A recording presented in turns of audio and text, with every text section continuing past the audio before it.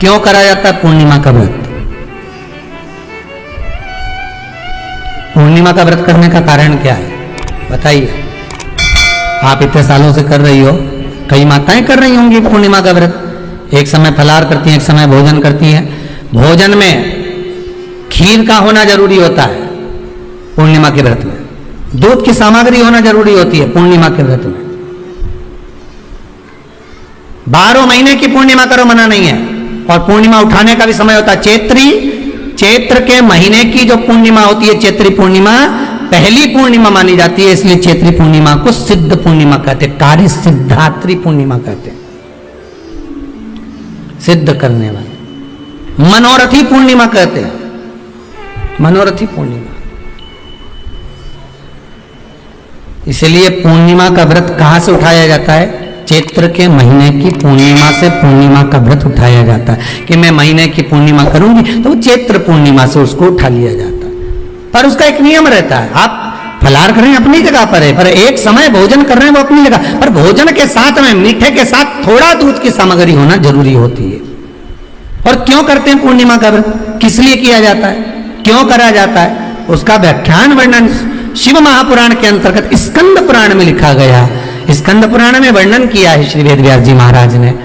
कहा ये पूर्णिमा का व्रत इसलिए किया जाता है कि व्यक्ति का जब मन गलत भ्रम में जाने लगता है, मन जब गलत जगह पर जाने लगता है, तो ये मन को गलत जगह पर ले जाने वाला कौन होता है? तो कहा ये चंद्र होता है। व्यक्ति की राशि के अंतर्गत, व्यक्ति की पत्रिका के अंतर्गत, व्यक्ति की ग्रह दशा के अंतर्गत जब चंद्र बेकार चलता है तो व्यक्ति अच्छा करते करते भी बेकार करने लग जाता है। चंद्र डोल रहा है। कई माताएं कहती हैं गुरुजी हमारे बेटे को आशीर्वाद दीजिए, बहुत गलत संगत में जा रहा है। मतलब समझ जाना कि चंद्र गड़बड़ जा रहा है। बेटी अगर गलत मार्ग पर जा रही है, बेटी अगर गलत संगत में जा रही है, किसी अन्य व्यक्ति को आकर्षित हो, चंद्र गड़बड़ हो रहा है, उसका चंद्र कहीं जा रहा है। कोई पुरुष, कोई लड़का, कोई गलत मार्ग पर जा रहा है, चंद्र गड़बड़ हो रहा है। घर में जो क्लेश उत्पन्न होता है, घर में जो विवाद उत्पन्न होता है, उस विवाद को रोकने के लिए केवल चंद्र की ही, इसलिए तो पूर्णिमा घर की नारियां, हमारे हिंदू धर्म में यहां तक स्कंद पुराण में कह दिया कि प्रत्येक पुण्य आप लोग कभी आप लोगों ने सत्यनारायण जी की कथा करवाई है? जितने लोग आस्था चैनल पर कथा सुन रहे हैं, जितने लोग फेसबुक यूट्यूब पर कथा सुन रहे हैं, यूट्यूब पर कथा का श्रवण कर रहे हैं, उनने कभी सत्यनारायण की कथा करवाई होगी। तो उसमें लिखा है हर कार्तिक, हर पूर्णिमा को, हर संक्रांति को ब्राह्मण सत्यनारायण भगवान की कथा या राजा या वैश्य कथा को कराता था या बढ़िया कथा कराता। सुनी कि नहीं सुनी ये बात? सत्यनारायण भगवान की कथा में लिखा है, स्कंद पुराण के अंतर्गत जो सत्यनारायण भगवान की कथा का स्मरण किया उसमें लिखा है प्रत्येक संक्रांति पूर्णिमा को सत्यनारायण की कथा करवाने लगा और ये योनि को प्राप्त हुआ, इस योनि से छूटा, इस योनि में गया। लिखा है, सब कुछ लिखा है। अब उत्ते से समझ जाओ कि पूर्णिमा को सत्यनारायण की कथा करने का बोला है। तो पूर्णिमा को सत्यनारायण की कथा का क्यों बोला? वैसे तो रोज कराओ सत्यनारायण जी की कथा, प्रतिदिन कराओ, मना नहीं है। आप क्या कोई विशेष फंक्शन है आप सत्यनारायण जी की कथा करवा, पर पूर्णिमा संक्रांति को और संक्रांति को पूर्णिमा को सत्यनारायण की कथा का स्मरण क्यों करवाया गया? क्योंकि पूर्णिमा के दिन अगर ये भगवान का व्रत रख लेगी, पूर्णिमा के दिन अगर ये खीर का प्रसाद बना लेगी, थोड़ा सा दूध की कोई सामग्री बना लेगी और भगवान को भोग लगा देगी, भले सत्यनारायण भगवान के भाव से बनाए, भले सत्यनारायण जी के निमित्तार्थ बना, पर अगर इसने सत्यनारायण भगवान के निमित्त से बना, पर पूर्णिमा के दिन अगर ये व्रत रखेगी, उपवास रखेगी या कोई सामग्री बनाकर भगवान की पूजन कर लेगी, तो इसके घर में जो अशांति है वो शांति में बदल जाएगी। इसलिए कई घरों में आज भी सत्यनारायण भगवान की पूजन हर पूर्णिमा को करती है। माता किताब लेके बैठ जाती है, तुरंत उन्हें ऑफिस जाना, कहीं काम पे जाना, और तुरंत उसमें जल्दी कलश रखा, कलश नहीं भी रखे तो भगवान की पूजन कर को रखे, ब्राह्मण देवता को बुला लेगी, ब्राह्मण नहीं आएंगे तो खुद कर लेगी, पर करती जरूर है। इतना सा आटा सेक लेगी, पंजेरी बनाई, सीरा बनाई, मिठाई रख दो, कुछ भी करेगी, बस लड़की का कर ले। उसका मन लग गया उसमें, मतलब पूर्णिमा को करना है। उसको करने से क्या होता है? शांति रहती है, शीतलता रहती है। जिसके घर में हर महीने की पूर्णिमा को खीर बनती हो, ध्यान दीजिएगा, बहुत सुंदर संवाद चल रहा है, बहुत ध्यान देने वाली बात है।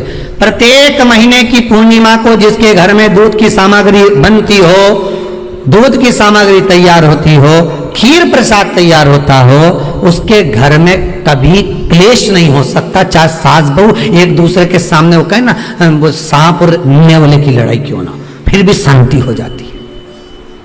पर प्रत्येक महीने की पूर्णिमा होना चाहिए। ये नहीं कि तुमने एक महीने की पूर्णिमा पे बना लिया और दूसरे महीने की पूर्णिमा को गायब कर दिया। फिर किसी ने कह दिया आज चूरमा तो बन रहा है, दाल बाटी तो बन रही है चूरमे के साथ में, लड्डू बन रहे हैं, तो काय वो खीर बना रही हो? तो तुमने अब वो खीर प्रसाद। जिस नारी का गर्भ ना ठेरता हो, कई वर्ष हो गए हो, संतान नहीं हो रही हो, बच्चे नहीं हो रहे हो, सारे डॉक्टरों को दिखा लिया, टेस्ट भी करवा लिया, सब कुछ करा लिया, तो एक बार भगवान शंकर पर विश्वास कर कर सफेद आंकड़े की जड़,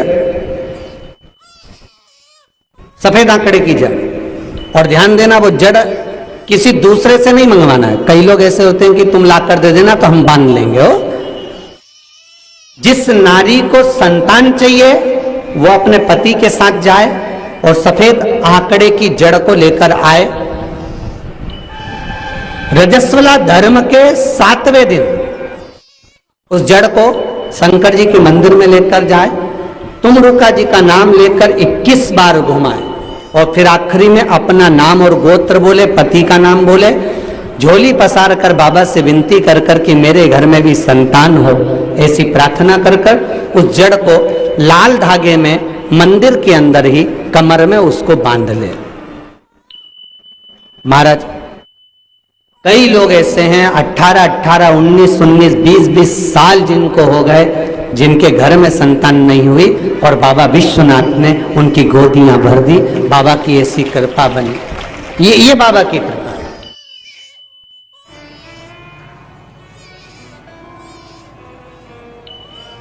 कभी ये शिवलिंग है, ये गोल जलाधारी है, ये सामने चरण है, करें दर्शन सबने। ये दो सामने जो चरण है, इसके बीच में सुख सुंदरी है। कभी कभी विशेष कोई अवसर आए, सोमवार की अष्टमी पड़ जाए या कोई विशेष प्रदोष का दिन पड़ जाए और आपको लग रहा हो कि मेरा महादेव को मैं जल चढ़ाते चढ़ाते इतना समय हो गया, मेरा महादेव नहीं सुन रहा, तब कभी कभी ऐसा मन में आए कि क्यों नहीं सुन रहा, तब लोटा भरकर जब जल लेकर जाओ, गणेश जी को चढ़ाया, अशोक सुंदरी को चढ़ाया, षडानंद कार्तिकेय को चढ़ाया, माँ जगत जननी जगदम्बा माँ पार्वती को चढ़ाया, वही जल ले जाकर बेलपत्री के वृक्ष पर चढ़ाया। शिव जी को अर्पण नहीं कर पाए। और सरल भाषा में समझ लो इसको, किसी किसी माता को आपने देखा होगा, किसी किसी व्यक्ति को आपने देखा होगा कि वो शिव मंदिर में जाता है, शिव जी को भले जल नहीं चढ़ाता है, पर शंकर भगवान के मंदिर में जाकर इतनी सफाई कर देता है, जहां शंकर भगवान का कहीं बेलपत्र वगैरह पड़ा हुआ है उसको उठाएगा, बीनेगा, फिर यहाँ से धोएगा, श्रृंगार करेगा, यहाँ से साफ करेगा, साफ करके जो पानी जा रहा है वहां साफ करेगा, साफ करके एकदम क्लीन करके फिर शंकर भगवान को पोंछ कर स्नान कराकर जल चढ़ाकर फिर उनका श्रृंगार करता रहता है। कभी कभी आपके साथ में भी ऐसा हुआ होगा, आपने भी करा होगा, ऐसा नहीं कि नहीं करा। कभी कभी सब दूर सफाई के बाद शिवलिंग की सफाई करना भूल गया या शंकर जी के शिवलिंग पर जल चढ़ाना भूल गया, जल चढ़ाकर आ गया। अब आ तो गया, पर चिंता देवादिदेव महादेव को लग गई। मेरा था, भक्त था, उपास करता था, शिवरात्रि का व्रत करता था, पशुपति व्रत करता था, सोमवार सावन के करता था, 16 सोमवार करता था, पर आज इसको ना जाने क्या हो गया कि ये मेरे ऊपर जल ना चढ़ाकर सब दूर जल चढ़ाकर चले गया।